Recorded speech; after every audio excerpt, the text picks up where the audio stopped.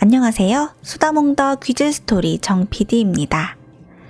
조선시대의 어린아이들을 유괴해 살해하거나 혼자 길을 걷는 사람들을 잡아 죽여서 배를 가르고 쓸개를 빼가는 일이 종종 일어났습니다.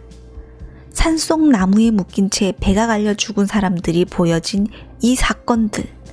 왜 이런 끔찍한 일이 벌어진 것일까요? 당시 사람의 고기와 간, 쓸개가 창질, 즉 나병의 특효약이라는 소문이 퍼져 비싼 값에 팔리고 있었던 것이죠.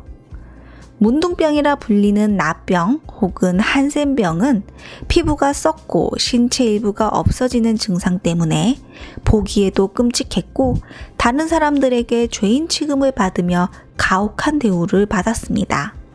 그런데 이 나병의 특효약이 어린아이의 간이라는 잘못된 소문이 나면서 병을 치료하기 위해 사람을 죽이거나 죽은 사람의 고기를 먹었다는 이야기가 심심치 않게 전해지고 있었죠.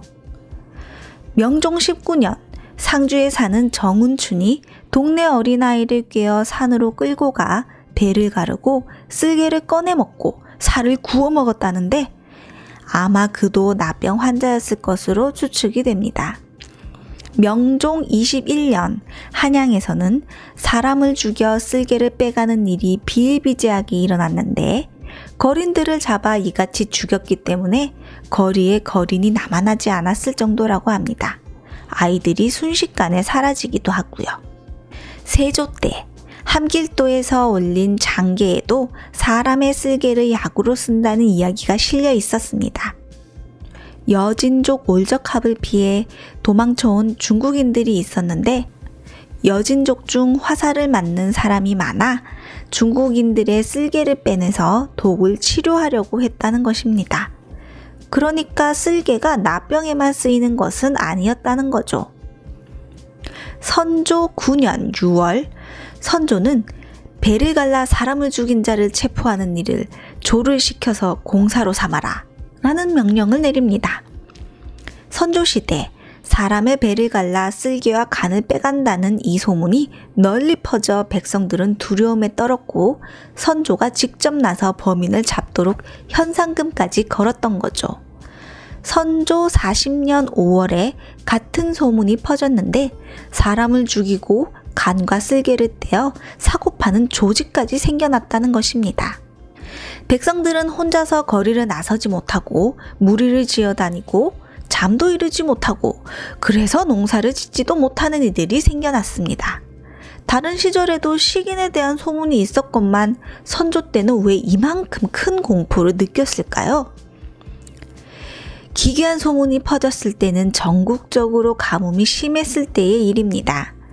선조 10년에는 심한 가뭄으로 기우제를 지냈고 선조 40년에는 더 심한 가뭄이 들어 몇 달간 비가 오지 않았죠. 가뭄으로 생활이 힘들어지고 농사가 되지 않자 사회적 불안감이 고조되고 급기야 식인의 소문까지 돌았던 것입니다.